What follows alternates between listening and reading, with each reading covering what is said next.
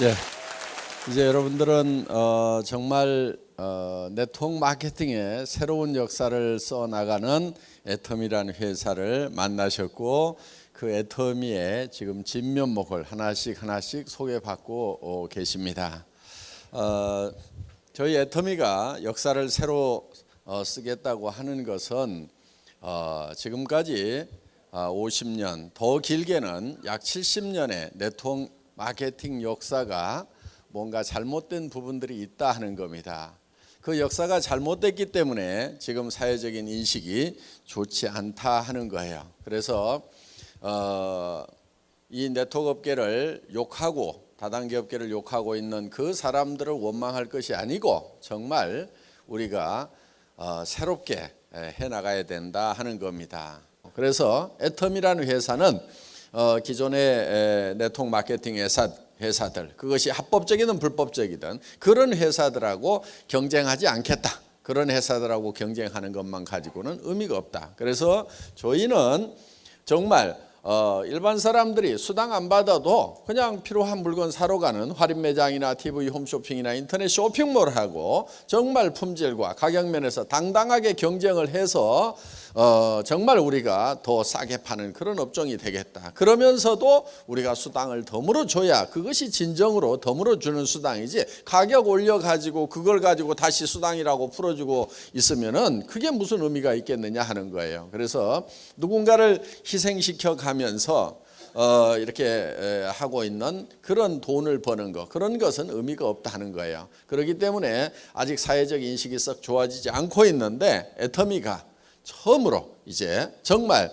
일반 유통보다도 더 싸게 파는 회사로 자리매김을 하고 있고, 그리고 정말 기업 전반적인 면에서 합법적이면서도 도덕적인 그런 경영, 그래서 정말 우리 납품업체에 대금 지불하는 것도 정말 단 하루도 미루지 않고 즉각적으로 현금 지불을 하는, 그래서 일반 업체들보다도 훨씬 더 도덕적인 그런 경영을 하고, 그리고 세금을 내는 데 있어서도 저희 직원들한테 제가 부탁하는 게 있어요. 털어도 먼지 안 나는 회사가 되어야 된다. 털어서 먼지 안 나는 놈 없다고 그러는데, 세상에 다 먼지가 나도 애터미만은 털어도 먼지가 안 나는 그런 회사를 반드시 만들어야 된다고 제가 주문을 하고 있습니다. 그래서 이제는 정말 존경받는 그런 업종으로 자리매김을 해야 되겠고, 그 선봉에 애터미가 앞장을 서겠다는 거예요. 그러면은 정말 그렇게 해서 잘 되는 모습을 반드시 보여준다고 하면은 다른 업체들도 저희의 뒤를 따르리라고 생각을 하고, 그리고 이 네트워크 마케팅의 역사는 새롭게 쓰여지리라고 생각을 합니다.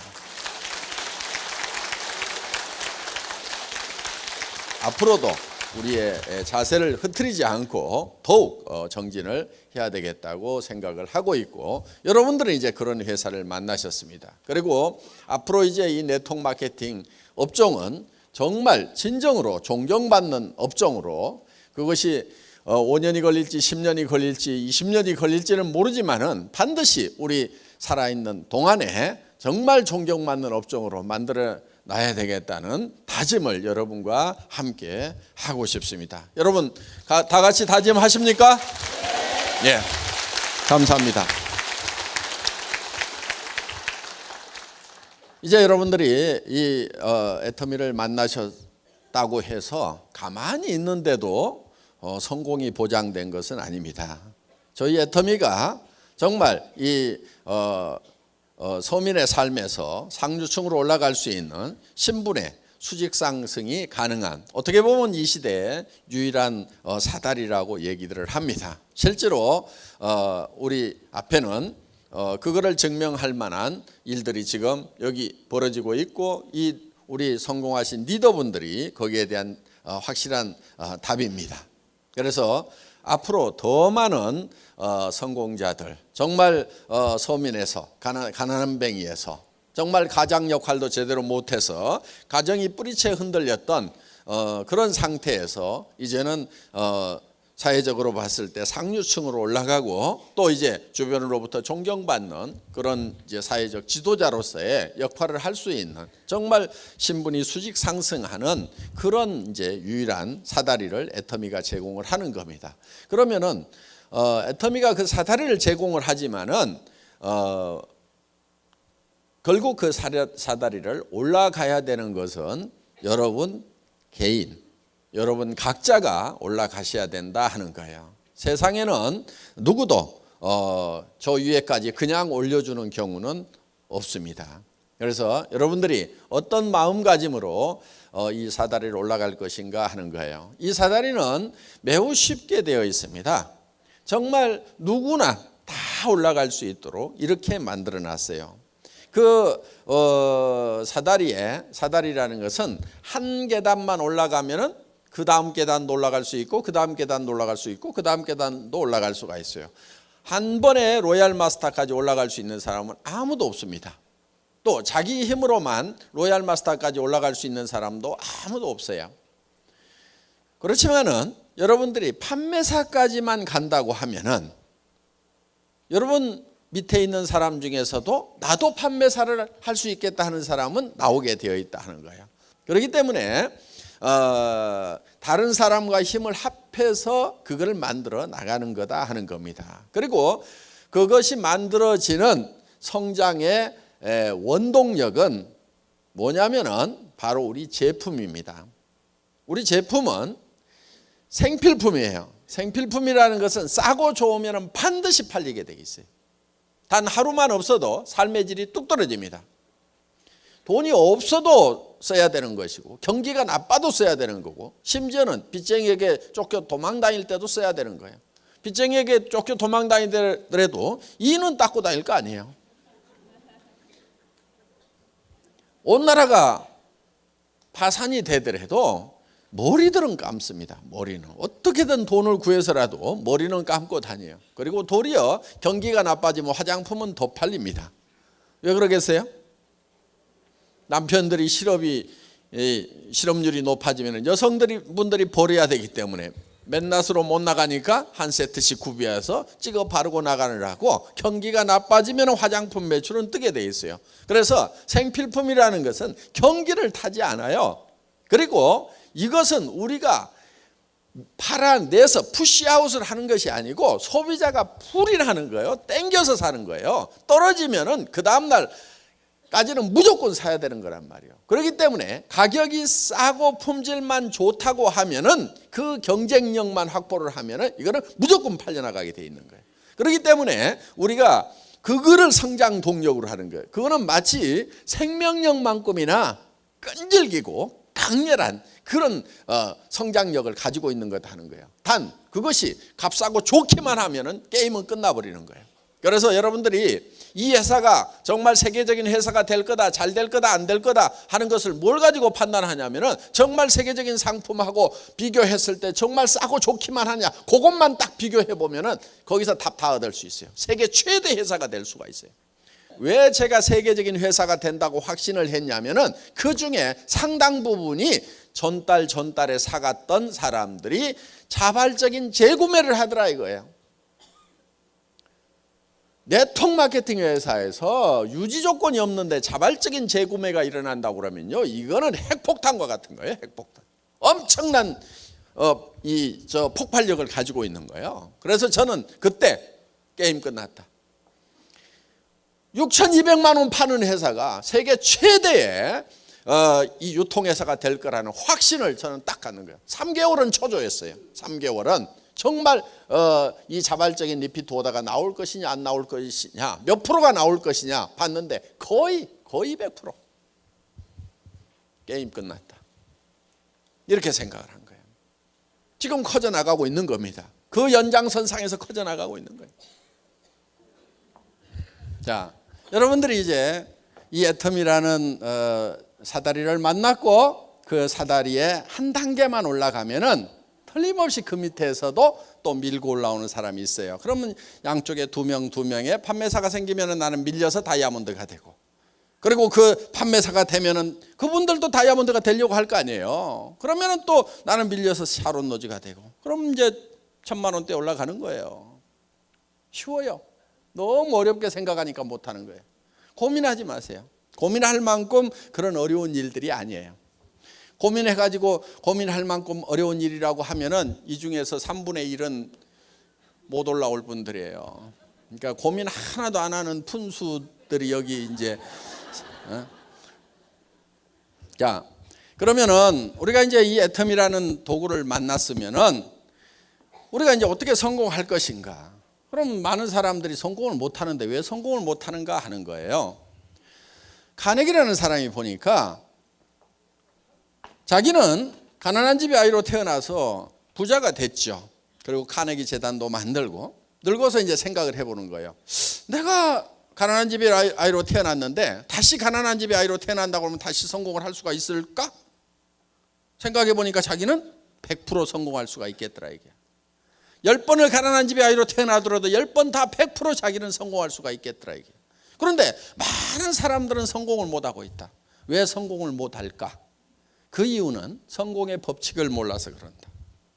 그래서 이 성공의 법칙이라는 걸 이제 알려줘야 되겠다고 생각을 합니다. 자, 많은 사람들이 0세에서부터 시작을 해서 30세까지 공부를 합니다. 준비를 하죠. 30세에서 60세까지는 대개 일을 합니다. 일을 건성건성합니까? 열심히들 합니까? 다들 잘 살아보겠다고 열심히들 해요. 그리고 이제 한 90세까지 삽니다. 이게 노후예요. 그런데 30년이나 준비를 하고 30년이나 일을 했는데 결과를 보니까 1%만 성공자가 됐더라. 즉 부자가 됐더라 하는 거예요. 4%의 사람은 겨우 경제 문제를 해결을 했더라. 그러니까 다른 사람한테 손 벌리고 살지는 않을 정도는 됐다. 부자는 아니지만은. 그리고 15%의 사람은 타계를 했더라. 세상을 떠났어요. 잘못 살았죠. 10%의 사람은 일도 없고 일은 있는데 돈이 없어가지고 하루벌이 일을 하고 있더라. 나머지 70%의 사람은 일도 없고 돈도 없는 상태에서 노후를 맞이하게 되더라 하는 거예요. 자, 이게 다른 나라의 통계, 오래전 통계이다 보니까 정확성에 대해서는 좀 견해 차이가 있을 수 있지만은 어떻든 이 99%나 되는 사람들이 실질적으로는 성공자가 되지 못하고 1%만이 성공자가 된다 하는 거예요. 우리가 주변에서 봐도 그런 느낌은 대략적으로 드실 겁니다. 그러면은 이 1%의 사람들은 어떻게 해서 성공을 했고 왜 이렇게 많은 사람들이 실패자가 되는가 하는 거예요. 그래서 카네기라는 사람이 보니까 이거는 성공의 법칙을 몰라서 그렇다. 성공의 법칙만 안다고 하면은 100명이면 100명이 다 성공자가 될 수가 있는데 정말 이 성공의 법칙이라는 걸 몰라서 그렇다. 이 성공의 법칙이라는 걸 알려줘야 되겠다. 그래서 이 성공의 법칙이라는 것을 정리를 하게 되는데 그런데 이 성공의 법칙이라는 것은 누가 아무렇게나 만든다고 해서 법칙이 되는 것이 아니다 하는 거예요. 그래서 이거를 스티븐 코비는 정북향의 원리다 이렇게 표현을 했습니다. 그러니까 북쪽이라는 것은 정해져 있다. 그러니까 성공의 법칙이라는 것도 정해져 있다 이거예요. 자, 손가락 한번 들어보세요. 손가락. 여기 속리산 들어오느라고 지금 동서남북이 헷갈리실 거예요. 북쪽이 어딘지 한번 가르쳐 보세요. 북쪽이 어디예요? 북쪽이. 중구난방입니다. 자, 이쪽이 북쪽이라고 하는 사람이 제일 많은 것 같아요. 그럼 지금부터 여기를 다수결의 원칙에 의해서 북쪽이라고 전하겠습니다. 그럼 여기가 북쪽이 됩니까? 확신할 수가 없어요. 뭘 갖다 대봐야 되죠? 나침판을 갖다 대봐야 되는 거예요. 그런데 나침판을 대보기 전에도 북쪽은 이미 정해져 있는 거예요. 우리가 나침판을 대보면 북쪽이 어디라는 걸 확인한다 이거예요. 그러니까 성공의 법칙이라는 것도 정해져 있어요. 그대로 따라서 하면은 성공하는 거고 그대로 따라서 하지 않으면 실패자가 된다 하는 겁니다. 이거는 누가 아무렇게나 만드는 것이 아니고 마치 자연 법칙과 같이 이미 정해져 있는 거다. 자연 법칙도 정해져 있죠. 해는 동쪽에서 떠서 서쪽으로 지고 물은 높은 곳에서 낮은 곳으로 흐르고 한반도에는 사시사철 봄, 여름, 가을, 겨울이라는 사계절이 있다 이거예요. 그래서 봄이 지나면 여름이 반드시 오게 되어 있다 하는 겁니다. 이게 자연 법칙이에요. 그래서 이 법칙을 어겨가면서 예를 들면 농사를 짓는다든가 이렇게 해가지고는 절대로 성공할 수가 없다. 그래서 이런 것을 농장의 법칙이라고도 얘기를 합니다. 농장의 법칙. 자, 농장의 법칙이라고 하는 것은 반드시 자연 법칙에 맞춰가지고 농사를 지어야만 되는 거다 하는 거예요. 자, 우리는 이 농장의 법칙이라는 거, 농사 짓는 거는 우리가 다 잘 알기 때문에 농부가 어떻게 해서 농사를 짓는지를 가지고 이 성공의 법칙이라는 걸 한번 정리를 해보자 하는 겁니다. 농부가 맨 먼저 하는 것이 무엇이죠? 밭 갈아요? 밭을 사야 갈죠. 그럼 또 돈이 있어야 밭을 사죠.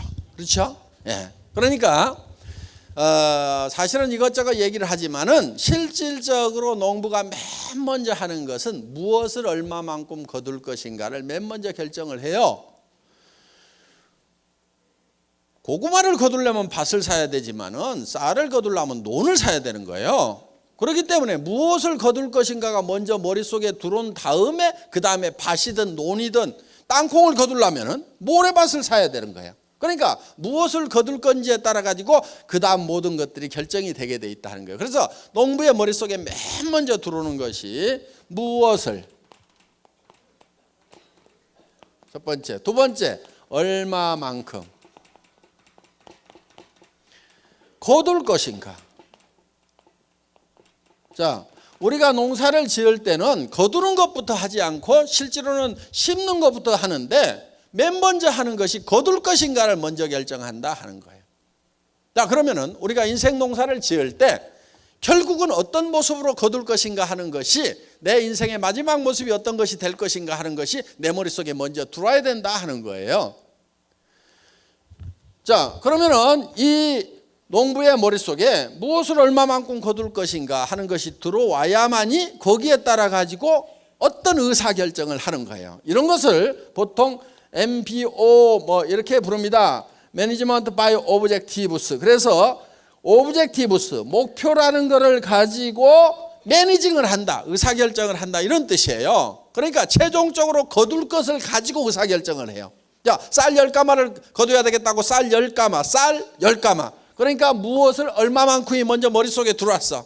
그러면 그 쌀 10가마에 의해 가지고 논이 몇 평, 모짜리는 몇 평, 벽시는 몇 말, 농기구는 뭐, 인부는 얼마, 농자금은 얼마, 이런 것들이 전부 쌀 10가마라는 것이 먼저 결정되고 나서 나머지가 쪼록 결정이 돼요.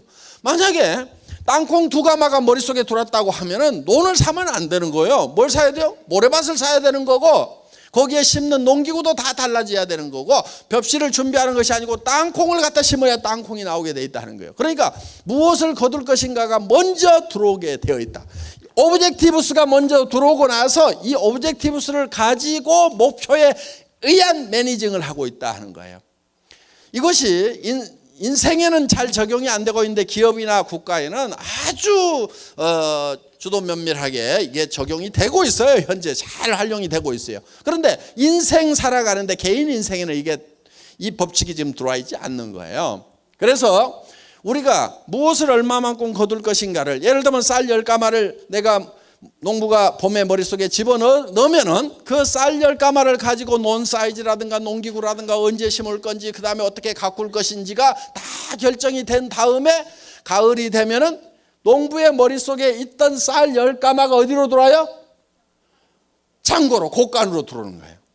그러니까 모든 농부의 곡간에 들어가는 곡식은 반드시 먼저 농부의 머릿속에 있던 것이 들어가게 돼 있다 이거예요. 그러니까 농사를 지으면은 물론 뭐 천재지변에 의해서 1%, 2% 뭐 농사 망치는 경우도 있지만은 95%, 97%다 농사 목표한 거 거두잖아요. 그런데 인생 농사는 왜 못 거두느냐? 자연 법칙대로, 농장의 법칙대로, 성공의 법칙대로 인생 농사를 안 짓기 때문에 그렇다는 거예요. 이 법칙대로만 하게 되면은 거의 다 성공을 하게 돼 있다는 거예요. 거의 다. 그래서 여러분들이 내가 어떤 모습으로 성공할 것인가 하는 것이 먼저 머릿속에 먼저 들어와야 돼요. 그래야 3년 후든 5년 후든 내 머릿속에 들어와 있던 내가 밖으로 튀어나와 가지고 성공자로 되는 거예요. 자, 농부의 머릿속에 쌀 10가마가 없었다면은 곡간에 쌀 10가마가 들어오지가 않죠. 그러니까 이 쌀은 어디서 튀어나온 거냐면 농부의 머릿속에서 튀어나와 가지고 곡간에 들어간 거예요. 나의 성공한 모습도 어디에 만들어져야 되냐면 내 머릿속에 만들어져야만이 이 성공자의 모습이 3년 후든 5년 후에 튀어나와가지고 다른 사람들이 보게 된다 하는 거예요. 여러분 한 사람 한 사람의 삶이 성공을 해야 된다 하는 거예요. 그런데 이제 성공을 여러분들이 해야 되는데 어떤 모습으로 성공을 할 거냐 하는 거예요. 어떤 모습으로. 어떻게 하면 성공하는 거예요? 여러분들 성공해야 될 거잖아요. 그렇죠? 예, 뭐 아무 생각 없는 것 같아요, 제가. 무슨. 자, 성공을 해야 돼. 어떤 모습으로 성공을 할 거냐? 어떻게 성공할 것인가 생각을 했더니 상당히 복잡해. 그 복잡한 이유가 있어요. 사람이 좀 복잡하게 만들어졌어. 사람은요, 뭐가 있냐면은 육이라는 게 있어요. 육. 요 육 있죠, 육. 예. 그 다음에 영이라는 게 있어요. 영, 스피릿. 그 다음에 혼이라는 게 있어요. 소울. 그 다음에 주변 환경. 이렇게 둘러싸여 있어요. 그런데 이 각각이 요구하는 바가 달라요. 그래서 복잡한 거예요. 그런데 이 복잡하지만 이거를 다 만족을 시켜야 돼. 자 이렇게 육이 있어요. 육. 그런데 이 육이 요구하는 바가 있고 우리가 영이 있는데 영에게 필요한 게 있고 혼이 있는데 혼에게 필요한 게 있어요. 자, 육이라는 것은 건강해야 되겠죠?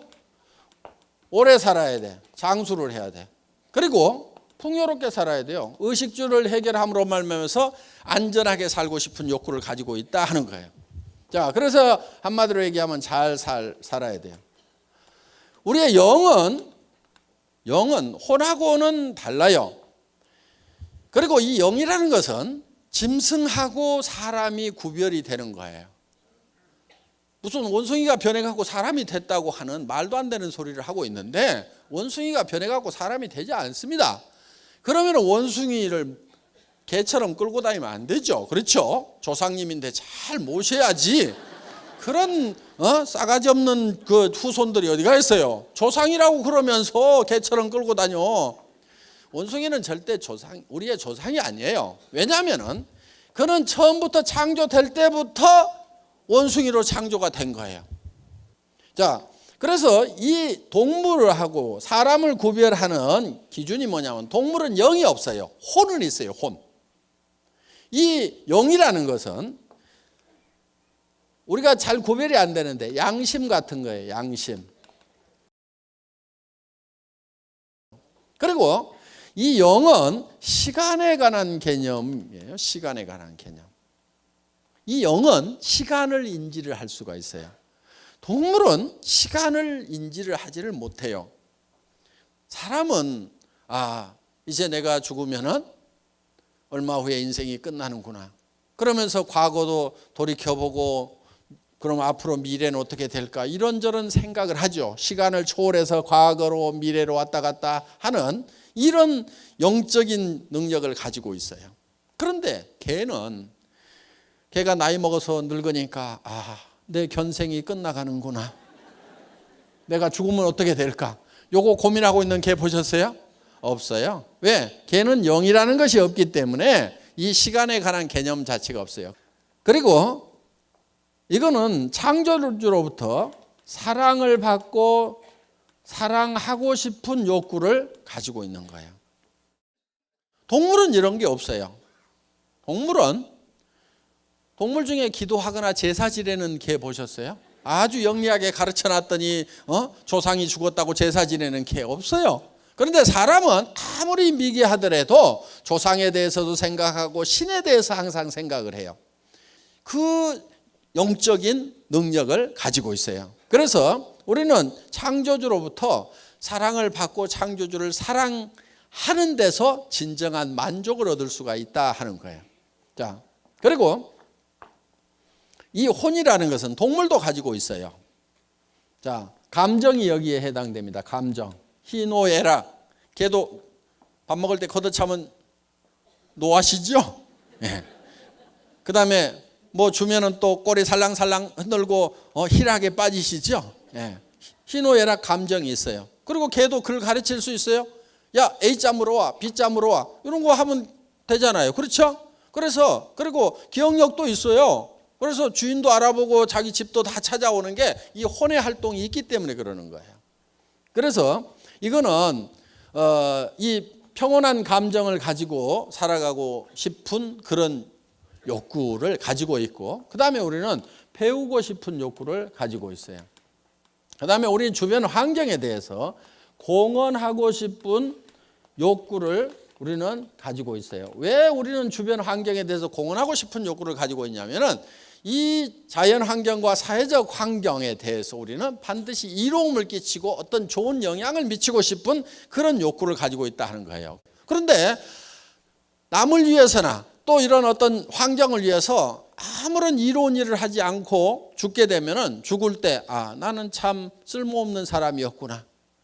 나는 나만 위해서 살았지 뭔가 이로운 것을 해본 적이 없구나. 이것이 하나의 회한이 될 수가 있다는 거예요. 그러니까 그런 것도 해야 되는 거예요. 자, 이런 네 가지가 우리의 이제 그 요소인데, 자, 우리는 이 육이라는 것은 실제로 우리의 본질이라기보다는 우리의 영과 혼이 우리의 본질이에요. 더 깊이 얘기하면 영이 우리의 본질인 거예요. 그래서 이 사람은, 이 영은 시간의 개념이 있어요. 그래서 영원을 사모하는 마음을 주셨도다 그랬거든요. forever, 영원. 사람은 영원을 사모해요. 그러니까 이 육이라는 것은 우리 영과 혼이 살고 있는 집이에요. 집. 보세요. 초가지붕이죠. 여기 창문이 뚫려 있죠. 지금 창밖으로 내다보고 계시는 거예요. 여기 봉창 하나 뚫어가지고 길가에 지나가는 소리 들리라고 이제 구멍 하나 뚫어놨죠. 여기 환기창 있죠. 그래서 맑은 공기 들어가고 나쁜 공기 밖으로 다 나오죠. 안에 덕트도 있어요. 여기 식당들 있죠. 집집마다. 예. 예. 그래서 이제 대충 들어오면 안에서 다시 재조리를 해가지고 이제 이렇게 넘깁니다. 자, 여기 음악실도 있어요. 그 다음에 이 집은 항상 36.5도로 항상 온도가 따뜻하게 유지가 돼요. 여기 보일러실 펌프가 하나 있어가지고 온수를 계속 돌리잖아요. 가끔 온수를 빼고 나면은 부르르 떨어요. 왜냐하면은 온도 떨어졌다고 온도 올리라고 온도 자동 컨트롤러가 작동해서 운동을 해서 온도를 올리는 거예요. 집집마다 화장실도 있죠. 예. 이 손이 집을 관리하는 관리인이에요. 이 집 관리인이 여러 가지 일들을 합니다. 이게 이제 사는 집인데 우리의 본질은 이 안에 살고 있는 영과 혼이에요. 자, 우리가 이렇게 육이 있고 영이 있고 혼이 있고 이 환경으로 둘러싸여 있어요. 이게 사람이에요. 그런데 이 네 가지를 골고루 다 만족시키는 그런 삶의 목표, 그렇게 만족하는 삶의 목표, 그렇게 만족하면서 살아가는 내 모습이 내 머릿속에 먼저 그려져야 3년이나 5년 후에 밖으로 튀어나온다는 거예요. 우리 사원 두 번째가 생각을 경영한다 하는 게 있죠. 생각을 경영한다. 그 얘기는 우리 머릿속에다가 우리의 성공한 모습을 그려 넣으라 하는 거예요. 비전을 메이킹하라 하는 겁니다. 그래서 이거를 그려 넣으면은 마치 농부의 머릿속에 쌀 10가마가 그려지느냐 땅콩 2가마가 그려지느냐에 따라 가지고 농사를 어떻게 짓는 것이 결정이 되고 가을이 됐을 때 쌀이 들어올 거냐 땅콩이 들어올 거냐가 결정이 되듯이 내 머릿속에 내가 성공한 모습을 어떻게 그릴 거냐 하는 것이 대단히 중요하다 하는 겁니다. 그래서 생각을 경영한다고 하는 것은 바로 내 머릿속에다가 내 삶을 그려내라 하는 거예요. 지금 여러분 머릿속에 3년이나 5년 후에 정말 내가 살고 싶은 삶의 모습이 완벽하게 그려지지 않으면은 그거는 3년 후나 5년 후에도 지금하고 비슷한 삶을 살고 있을 거란 말이에요. 지금 여러분들이 마음에 들지 않는 삶을 사는 이유는요, 딱 한 가지예요. 3년이나 5년 전에 나는 어떤 삶을 살고 싶다 하는 것이 머릿속에 확실하게 그려지지 않았기 때문에 그래서 지금 삶이 마음에 안 드는 거예요. 그래서 우리 머릿속에다가 내가 살고 싶은 삶의 모습을 그려 넣어야 되는 거예요. 그래서 우리는 건강하게 살아야 되겠죠? 그럼 운동을 어떻게 해야 되겠다 이런 거 계획을 다 세워가지고 해야 되는 거예요. 그 다음에 오래 살아야 되겠죠. 풍요롭게 살아야 되겠죠. 그러면 통장에 돈이 얼마가 있어야 되겠다. 집은 어떤 집에 살아야 되겠다. 차는 어떤 차를 타고 다녀야 되겠다. 내가 기분은 어떻게 하고 살아야 되겠다. 이런 것들이 착착착착 나와 있어야 된단 말이에요. 그 다음에 정말 내가 양심을 어기지 않고 정말 영원히 사는 문제에 대해서 정말 진지하게 생각하고, 자, 우리는 이제 공헌하는 삶도 살아야 되겠다 하는 거예요. 그런데 이게 각각 떨어져 있지가 않고요. 사실은 이게 하나로 엉겨 있어요. 그래서 우리는 이 육이라는 게 있는데, 육은 잘 살며, 여기 혼이 있죠. 혼은 배우고, 그리고 영은 사랑하고, 그리고 우리는 환경에 대해서는 빨리빨리 해보세요. 공헌하는 삶. 이 네 가지가 골고루 균형 잡힌 삶이 돼야 돼요. 균형 잡힌 삶.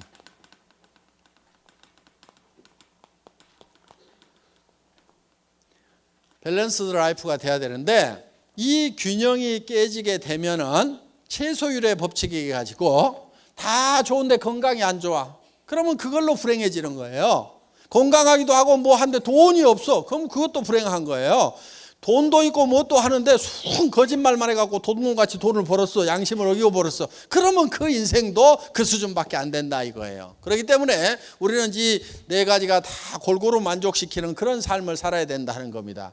그런데 이 네 가지가 떨어져 있는 것이 아니고 한데 어우러져 있어요. 그래서 우리가 이걸 각각 띄워놓고 보면 아무것도 아닌 게 돼버려요. 예를 들면 아이고 잘 살면 뭐해 이런 사람들 있잖아요.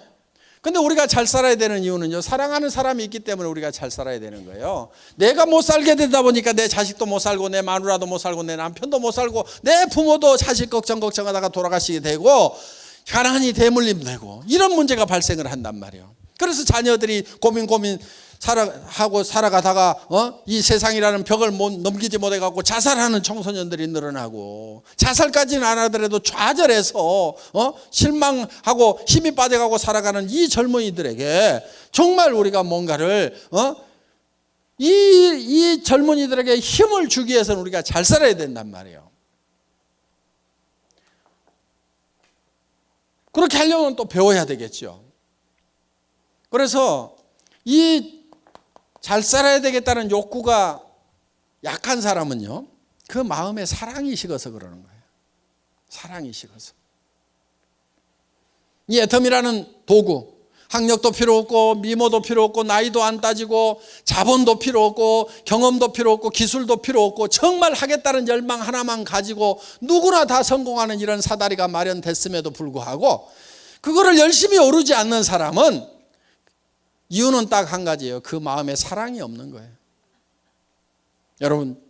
여러분들이 정말 내가 몸이 부서져도 좋다, 내가 어떤 희생을 치르더라도 정말 내 사랑하는 사람들을 위해서 잘 살 수 있는 길만 있다고 하면 나는 몸이 부서져라고 일을 하겠다고, 그렇게 마음의 준비가 되셨냐 하는 거예요.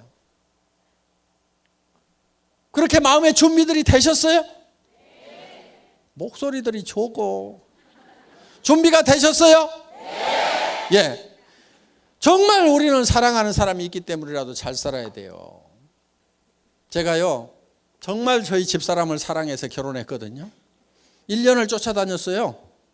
그래서 결혼을 했는데 제가 월급쟁이 17년 하다가 나와가지고 기업을 하나 했어요. 월급쟁이 노후 대책이 안 되더라고. 그래가지고 인터넷 백화점을 차렸어요. 그런데 너무 일찍 차렸어. 1999년도에 인터넷 백화점을 차렸어. 한 10만여 종의 상품을 취급하는 종합백화점. 그걸 차린 거예요 그때. 그런데 아줌마 부대 손가락이 안 움직여. 그러다 보니까 한 3년 하다가 이제 쫄딱 망했어요. 그래가지고 이제 집도 날라가고 차도 날라가고 이제 완전히 50만 원짜리 월세방에 가가지고 이제 쫄쫄 굶고 살게 된 거예요. 그러다 보니까 막 간경화도 오고 당뇨도 심해지고, 그래갖고 의사인 친구가 너 더 이상 일하지 말래. 그래가지고 일도 못하다 보니까 이제 갑자기 집사람이 나가가지고 어디 가서 돈 벌려고 그러니까 얼마 받겠어요? 150만 원. 그렇죠. 50대 뭐 여자가 어디 나가서 갑자기 돈 벌면 150만 원 이상 안 줘요. 그래서 그 150만 원 벌어가지고 뭐 50만 원 월세 내고 그 나머지 가지고 이제 애들 겨우 뭐 잠거리 사주고 학교 보내고 이렇게 하는데, 어느 날 겨울에 집에 들어갔더니 추운 거요. 그래서 제가 가스 좀 팍팍 대, 집에 이렇게 추워. 그랬더니 집사람이 누구는 추운 줄 모르는 줄 아세요? 이렇게 얘기를 하는 거예요. 자기도 춥지만은 자기도 떨고 있다 이거야. 당신이 돈 많이 벌어오면 나도 팍팍 뗄 줄 안다 이거요. 그래서 내가 돈 없을 때는 돈 아끼는 거 아니오. 팡팡 쏘. 그랬더니 얼마나 억장이 무너지겠어요. 그러니까 이제 전에 같으면 아무 말도 안 하고 그 말 참 재밌네 그러던 사람이 50만 원짜리 월세방 살면서 팍팍 쏘 돈도 안 벌어다 주고 그러니까 당신이 그렇게 사고를 하니까 우리가 이 모양 요꼴이 됐다고 그러면서 그래가지고 이제 찌그덕 어느 날 우리 집사람이 그러더라고. 여보, 애들 졸업하면 헤어집시다. 근데 우리 집사람은요 한다면 하는 사람이에요. 빈말하는 사람이 아니거든요. 그 얘기를 듣는데 진짜 억장이 무너진다는 거 있죠. 다리에 힘이 쪽 빠져가지고요 털썩 주저앉아가지고 우리 집사람 다리를 잡고 엉엉 울었어요. 제가 여보 가지마. 내가 지금 당신을 보낼 수가 없다. 지금 당신 가면은 살 집도 없지, 노후대책 자금도 없지, 가가지고 어떡하려고 그러냐고. 여보 가더라도 내가 집도 사주고 노후대책 자금도 다 마련해가지고 줄 때 가더라도 그때가 지금은 내가 절대 보낼 수가 없어. 그랬더니 아이고 어느 천년에요. 지금은요 집도 사줬고요 노후대책 자금도 다 마련해가고 통장에 자기가 따로 관리하고 있는데 요즘에는 간다는 말을 안 해요.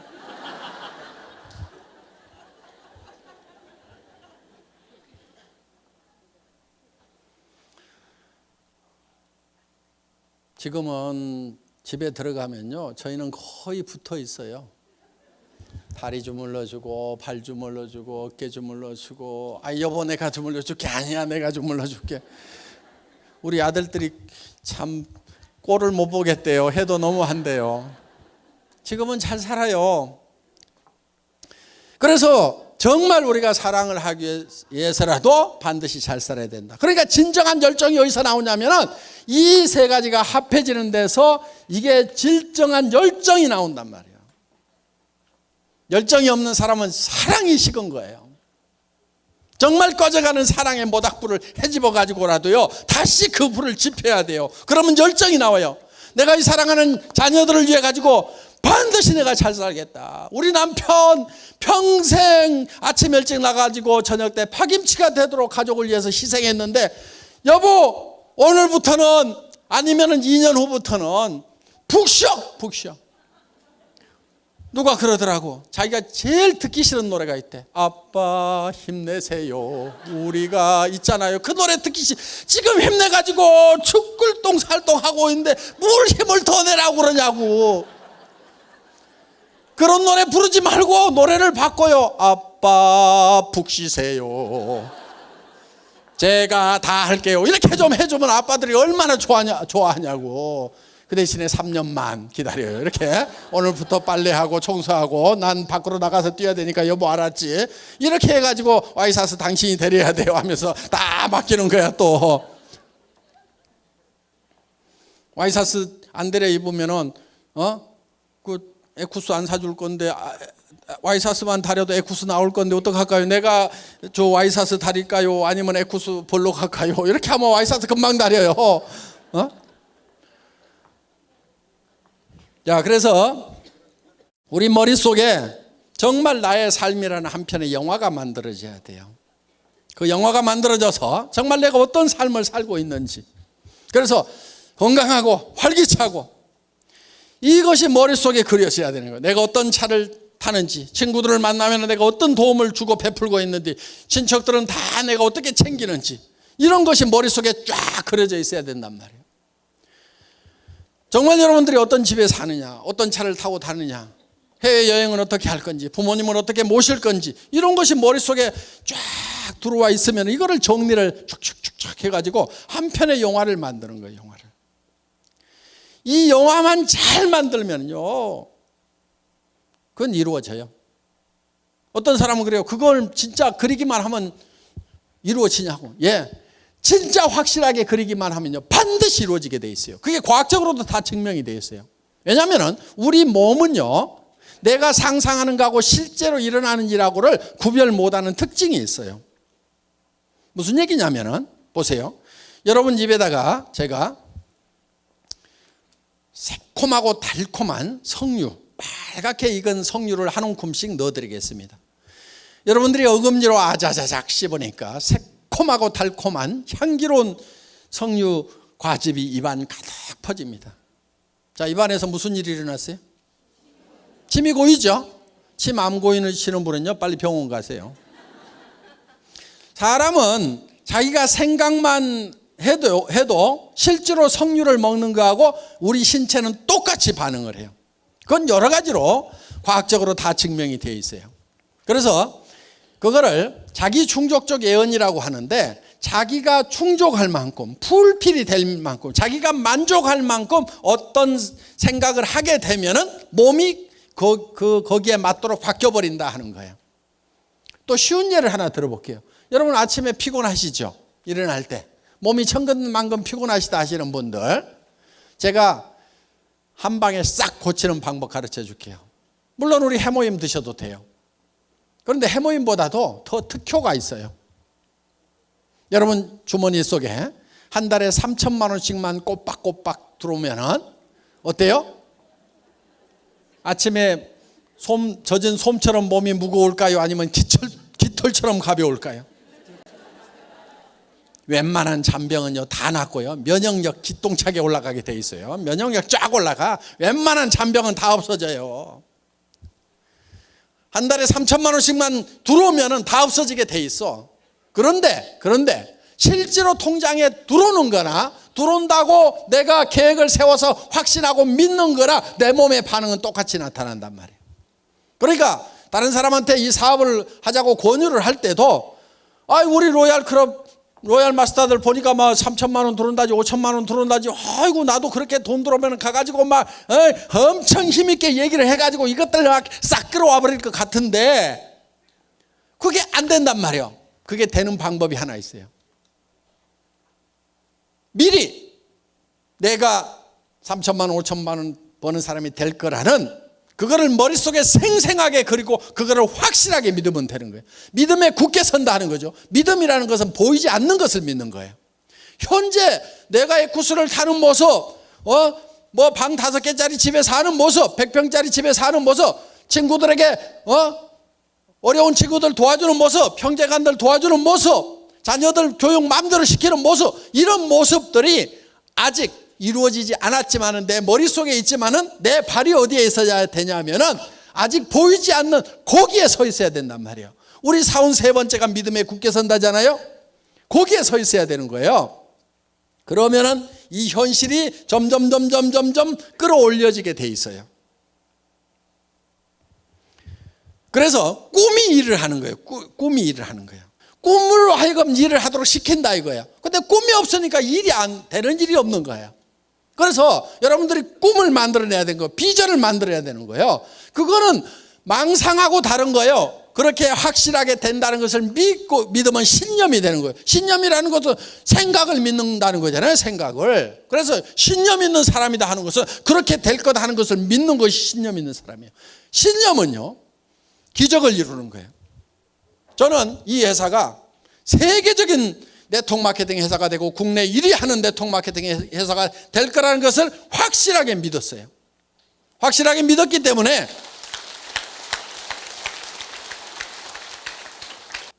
박정수 크라운 마스터가 처음에 만났을 때 어디서 만났냐면 오리탕집 하다가 망한 아줌마예요. 그래서 그 오리탕집에 17명이 모여 있는데 거기에서 애터미라는 회사에 첫 세미나가 있었어요. 그 17명을 모아놓고 제가 여기에서 익산에서 제일 큰 아파트에 들어가는 사람이 나올 거다. 익산에서 세금을 제일 많이 내는 사람이 여기서 나올 거다. 이 애터미라는 회사는 세계적인 회사가 될 거다. 글로벌 회사가 될 거다. 그렇게 얘기를 했어요. 그리고 크라운 마스터가 되면 에쿠스를 주겠다고 얘기를 했어요. 3억 원을 주겠다고 얘기를 했어요. 그런데 그때 제가 타고 간 자동차는 얼마짜리였냐면 280만 원짜리 중고 카니발이었어요. 그 중고 카니발을 돌돌돌돌 타고 가가지고 에쿠스를 주겠다고 얘기를 하는 거예요. 그런데 제 머릿속에는 에쿠스가 확실하게 그려져 있었어요. 제 머릿속에 있던 그 에쿠스가 지금 튀어나와가지고 지금 박정수 크라운 마스터가 타고 다닌단 말이에요. 저 에쿠스가 어디서 나왔어요? 제 머릿속에서 나왔고 저는 이 생각을, 이 에쿠스라는 생각을 믿었던 거예요. 반드시 저렇게 된다는 신념을 가지고 있었던 거예요. 그러니까 저 에쿠스가 어디서 튀어나왔냐면 안 보이는 데서 튀어나왔단 말이에요. 빨간 그림 머릿속에서 튀어나왔고 제 머릿속에 그리는 것을 박정수 로얄 크라운 마스터의 머릿속에다 집어넣으니까 그 에쿠스가 지금 에쿠스 속으로 들어가기 전에 그 에쿠스가 몇 년 전에 박정수 크라운 마스터 머릿속에도 들어온 거예요. 그러니까 이제 에쿠스 타고 다니잖아요. 에쿠스요 끌고 왔죠? 네, 저기 세워져 있더라고.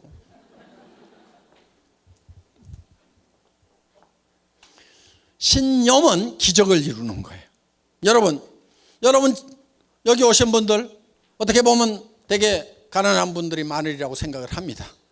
또 왕년에 잘 살았지만 한바탕 엎어먹은 분들도 있을 거고 뭐 노후 대책은 뭐 그런 대로 돼 있지만은 베풀 돈이 없어가지고 또 앉아 계시는 분도 있을 거고 지금 꼴가닥 죽게 생긴 사람도 있을 거예요 지금. 그리고 마이너스 통장 때문에 엎어치기 하느라고 정신없는 분도 있을 거고 다음 달 어떻게 살아갈 건지 앞이 캄캄한 분도 있을 거고 그거를 벗어나는 유일한 길은 여러분들 머릿속에 정말 내가 한 달에 3천만 원씩 벌고 5천만 원씩 번다는 것을 확실하게 믿는 거예요.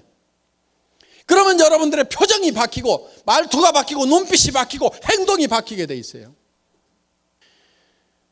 그래서 머릿속에다가 생생하게 그리라 이거예요. 생생하게. 그리고 그걸 믿고 굳게 거기에 서 있으라 이거예요. 자, 그렇게 하려고 그러면 한 편의 영화를 만들어야 됩니다. 내 머릿속에 한 편의 영화가 돌아가야 돼요. 그렇게 하려고 그러면 이제 여러분들이 시나리오를 만들어야 되는데 영화를 만들기 위해서 자, 그런데 이 인생 누구누구의 인생 시나리오 이렇게 돼 있는데 여기에 보면은 이렇게 이제 동그라미가 있고 여기가 이런 항목들이 쭉 있어요. 요 양식을 나눠 드릴 거예요. 그럼 여러분들은 이거를 가지고 이제 칸을 메꿔 가지고 내일 제출하시고 발표하시면 됩니다. 전원 다 쓰셔야 돼요. 자, 그러면은 여기 네 가지가 여기 다 들어가야 된단 말이에요. 그러면은 6 건강. 그럼 건강 집어넣자 이거예요. 그다음에 우리가 잘 풍요롭게 살려고 그러면 주택 문제가 있죠. 그다음에 또 뭐가 있어요? 자동차. 예, 자동차. 또 여행도 다녀야 되겠죠. 그다음에 뭐 건강 썼고요. 또 사랑하는 자녀들 교육도 있겠죠. 효도도 있겠죠. 또 뭐 있어요? 뭐 봉사도 있겠죠. 뭐 현금도 좀 있으면 좋겠죠. 그래서 여기 있는 내용이 한 번은 반드시 여기 들어가야 돼요. 한 번은 공헌하는 것은 요 봉사, 헌금 이런 거에 들어갔죠. 그래서 이거를 자기가 점수를 매겨봐요. 10점 만점 해가지고 건강, 아이고 타고나서 그런 대로 좀 된다. 주택, 아이고 내가 살고 싶은 집에 비하면 2점밖에 안 된다. 자동차, 아이고 면허증도 없어. 빵. 자, 여행, 국내 여행 서너 번 갔어. 자녀 교육 지네가 알아서 잘했어. 효도는 마음만 했어. 뭘 잘 못했어. 봉사도 쬐끔 하고 아이고 현금은 마이너스 이쪽으로 가네. 그래서 이렇게 하다 보면은 요 동그라미가 이렇게 나와요. 이거를 쭉 연결을 해보면은 요게 내 인생 수레바퀴예요. 요게 찌그러져 있고 적으면은 잘 안 굴러가는 거예요. 그럼 이것이 요게 10점 만점이 되면은 10점 만점을 연결하면 커다랗고 둥그런 수레바퀴가 되는데 커다랗고 둥그런 수레바퀴가 되려고 하면은 어떻게 돼야 되는지 10점 만점을 여기다가 쓰시라 하는 거예요. 그러면 주택 문제, 내가 지금 30평 전세 살고 있다. 그러면 현재 30평 전세인데 살고 싶은 집은 70평 구매하는데 얼마 들어요? 70평. 예? 그냥 10억 잡어. 중간 좀 해가지고. 자, 10억. 서울에서는 10억 주고 사기 어렵죠. 하여간 10억. 그리고 언제까지인지 날짜를 적어야 돼. 날짜. 언제까지? 2022년. 이렇게. 딱 적으란 말이에요. 날짜를. 5년 후, 10년 후 이렇게 적지 말아요. 내년에도 5년 후, 내년에도 5년 후, 내년에도 평생 5년 후. 그러니까 못을 딱 박으란 말이에요. 여기다가. 그리고 중간 단계를 하나 더 적을 수도 있어요. 예를 들면 2022년까지는 내가 70평 10억짜리를 사는데 예를 들면 40평으로 가는 것은 내가 예를 들어서 5억만 있으면 된다. 그러면 2018년까지는 내가 5억짜리를 사겠다. 이런 식으로 계획을 딱 정확하게 세우란 말이에요. 자동차 무슨 차 타고 싶으세요? 아무 생각 없어요. 벤츠. 모르면은 가가지고 견적 딱 받아보세요. 그리고 사진 갖다가 집에다 붙여놓으세요. 자, 여행. 뭐 누구하고 함께 하겠다. 그래서 이거를 적을 때 세 가지 요령이 있어요. 첫째, 명료하게 적어라. 명료하게, 구체적으로. 명료하게 적으라는 건 구체적으로 적으라 이거예요. 차는 색깔까지도 다 적고 집은 방이 몇 개인지 무슨 동 주소까지도 다 쓰면 더 좋아요. 두 번째, 기한을 적으라 이거예요. 기한. 세 번째, 금액을 적으라 이거예요. 돈이 얼마가 들어가야 되는지를 알아야 사든지 말든지 할 거 아니에요. 자, 자녀 교육에 대해서는 어떻게 하겠다. 효도는 어떻게 하겠다. 효도하면서요 20만 원 30만 원 용돈 들면서 효도 다 했다고 생각하시는 분들, 그렇게 하지 말고 생활비를 들이세요. 200만 원에서 300만 원은 들여야 노인네들도 품위도 하고 치료비도 쓰고 친구들하고 좀 가시고 할 거 아니에요. 그래서 이 정도는 좀 드려야 되겠다는 생각을 하시란 말이에요. 헌금 내가 기부 어떻게 하겠다. 여러분 현금도 좀 있으면 좋아요. 그렇죠? 남편 모르는 현금, 내 마음대로 쓸 수 있는 이런 게 좋잖아요. 그런데 이런 것도 한 5억 정도 딱 가지고 있으면 얼마나 좋냐고요. 그렇죠? 그래서 내가 친구가 어려우면 딱 좀 집어줄 수도 있고, 조카 결혼식에도 뭐 내 마음대로 좀 보낼 수도 있고, 또 형제간들 어려우면 뭐 할 수도 있고, 아 조카가 좋은 대학 갔다 그러면 또 아이고 기분 좋아서 또 돈 1,000만 원 줄 수도 있고, 좀 이렇게 내 마음대로 쓸 수 있는, 그러니까 각자 주머니를 좀 찰 필요 있어. 우리 부부도 그래요.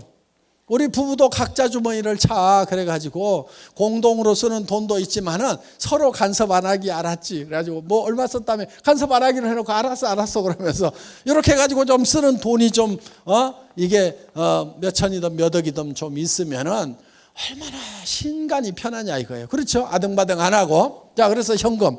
그러면은 이게 머릿속에 확실하게 있어야 된다 하는 거예요. 그래서 정말 이렇게 견적을 내보면은요, 최소한 3천만 원에서 5천만 원 정도가 매월 있어야만 이게 이루어져요. 그런데 사람들은 뭐를 지금 바라고 있냐면은 300에서 700만 벌었으면 소원이 없겠다고 이러고들 있어요. 300에서 700 벌어서 부자 돼요? 그게 성공한 인생이에요? 성공을 못해요. 저도 월급쟁이 해봤지만 답 없어요. 300에서 700 버는 사람들이요, 사실은 제일 힘들게 돈 벌어요. 그리고 돈은요, 많이 벌수록 힘들다고 생각을 하는 바보들이 세상에 많아요. 아니요, 거의 모든 사람들이 다 그렇게 생각을 해요. 그런데 돈이라는 것은 많이 번다고 더 힘든 게 아니에요. 도리어 반대일 수도 있어요. 돈은요, 적게 버는 사람들이 훨씬 더 힘들게 벌어요. 100만 원, 200만 원 버는 사람하고 1,000만 원, 2,000만 원 버는 사람하고 한 달에 1억, 2억 버는 사람하고 누가 제일 힘들게 일하고 있을 것 같아요? 100만 원, 200만 원 버는 사람이 제일 힘들게 일해요. 300에서 700 버는 사람들이요, 박 터지게 일하고 있어요. 지금 보면은. 그것도 머리 좋은 놈들이 모이는 자리가 300에서 700짜리거든요. 여러분 그런 돈 벌려고 하지 마세요. 무지무지하게 힘들어요. 그 돈은 3천에서 7천 벌겠다고 생각하는 놈은 별로 없으니까요. 그런 일들이 별로 경쟁이 없어요. 그리고 수입에 맞춰 가지고 지출을 하라고 그러죠. 그래서 수입이 지출보다는 크거나 같아야 된다. 그래야 파산이 안 한다고 그러잖아요. 수입에 맞춰 갖고 지출하는 사람은 다 가난뱅이에요. 보면 저축해가지고 부자 된다는 사람 그렇지 않아요. 그 거꾸로예요. 수입에 맞춰 갖고 지출을 하지 말고요, 지출을 먼저 정하세요. 이렇게. 그래서 이렇게 견적을 내보니까 나는 3천이 필요하다, 5천이 필요하다. 그러면은 거기에 맞는 일거리를 찾으면 되는 거예요. 여기서는 찾을 필요가 없어요. 애터미가 그런 일거리니까 바로 나오는 거예요. 다른 성공 그 학을 강의하는 데 가면은 먼저 이 지출을 정해놓고 그 다음에 일거리를 찾으라고 얘기를 해요. 여기는 그런 일거리 애터미 자체가 제공을 하기 때문에 여러분들 고생 안 하셔도 되는 겁니다. 그래서 지출에 맞춰가지고 수입을 결정하면 되는 거예요. 그래서 정말 내가 한 달에 3천만 원 버는 사람, 5천만 원을 버는 사람이 되겠다는 거에 대해서, 또 그렇게 살아가는 삶에 대해서 확실하게 믿으면은 내 삶의 자세가 변하는 거예요. 그러면서 그것이 이루어지는 거예요. 이것이 성공의 법칙이에요. 그래서 내가 최종적으로 어떤 사람이 되겠다는 목표를 먼저 정해놓고 그거를 향해서 가는 거예요. 성공한 모든 사람들, 최소한 카네기가 시켜서 나폴레옹 힐이 조사했던 500명의 성공자들은 똑같은 방법이었어요. 그래서 그 사람들은 먼저 머릿속에 성공한 모습이 먼저 그려졌어요. 에디슨이라는 사람이 전구를 발명을 했죠. 그 전구가 세상에 보이기 전에 먼저 에디슨의 머릿속에 전구불이 켜졌어요. 그래서 수천 번인지 수만 번인지 모르지만은 계속 그 실험을 해서 결국은 에디슨의 머릿속에 켜졌던 전구가 지금 밖으로 나와 있는 거예요. 성공의 원리는 다 그래요. 포드라는 사람이 자동차를 만들 때도 자동차에 물결이 넘치는 도로를 생각을 했어요. 그래서 어떻게든 자동차를 싸게 만들려고 하면 대량 생산을 해야 된다. 대량 생산하는 방법은 컨베이어 시스템이다. 그렇게 해서 오늘날 마이카 시대를 열어놓은 거예요. 성공한 사람들은 다 성공한 그 모습이 먼저 머릿속에 그려져 있었던 거예요. 여러분들도 머릿속에다가 뭘 그려야 되냐면 내가 성공적인 삶을 살아가는 나의 삶이라는 한 편의 멋있는 영화, 그 영화는 내가 홀라당 반할 만큼의 영화가 돼야 돼요. 그렇게만 될 수 있다고 하면 나는 어떤 희생이라도 감수하겠다고 생각할 만큼 그런 멋있는 영화, 정말 풀필이 되는, 내가 충만할 수 있는 그런, 만족할 수 있는 그런 영화를 만들어내야 되는 거예요. 애누리 하지 마세요. 그러면 여러분들의 몸은 정말 슈퍼맨처럼 힘이 나게 돼 있는 거예요. 5천만 원이 들어오는 그 신나는 삶이 머릿속에 들어있다고 하면은 발걸음부터가 달라지는 거예요. 맨날 그냥 어슬렁 힘 빠져가고 그렇게 다니겠어요? 그렇지 않아요. 5천만 원이 들어온다고 그러면 보무도 당당하게 그냥 두 번씩 굴러가지고 그냥 얼마나 멋있게 다니겠어요. 그냥 세상 사람들은 나를 따르라 하는 당당한 그런 걸음걸이로 가가지고 친구들도 박수를 내고 니네 그렇게 살지 말아라 이것들아. 니네 노후가 나는 너무 뻔히 보여가지고 너네 불쌍해갖고 내가 구제해 주러 왔다고 할 말고 큰 소리 칠 만큼 그렇게 여러분들 자신을, 여러분의 비전을 가지고 변화를 시켜야 된다 하는 겁니다. 그리고 그것이 이루어질 때까지 반드시 그 비전 위에 서 있어야 돼요. 믿음은 보이는 것을 믿는 게 아닌 거예요. 그러면 그것이 이루어지는 거예요. 그래서 절대 그 비전에서, 꿈에서 깨면 안 돼요. 여기서는 그 꿈 속에 있다가, 비전 속에 있다가 문제는 나가면은 제정신이 돌아와. 이게 문제야. 절대로 제정신이 돌아오면 안 돼요. 그래서 내가 먼저 미치고 비전 덩어리가 되고 주변 사람을 미치도록 만들어야 돼. 이 미치광이들을 전념을 시켜갖고 내 주변 사람들을 다 미치광이로 만들면은 여러분들도 정말 꿈을 이루게 됩니다. 자, 선배들이 어떻게 썼는지 그 양식을 잠깐 보기로 하겠습니다. 자, 이렇게들 썼어요. 예, 이렇게 다들 잘 썼습니다. 그래서 상세하게 이렇게 다 썼으니까 이런 모델을 보시고 여러분들도 방에 가면 다 양식이 있을 거예요. 그 작성들을 하시고, 그리고 한 가지 양식 더 작성을 하세요. 요거는 내가 언제까지 무슨 직업에 가겠다, 그때 돈이 얼마 들어올 거다 하는 이렇게 계획을 쭉 세우세요. 그래서 3년 5년 계획을 쭉 세우세요. 수고 많으셨습니다. 강의 여기서 마치겠습니다.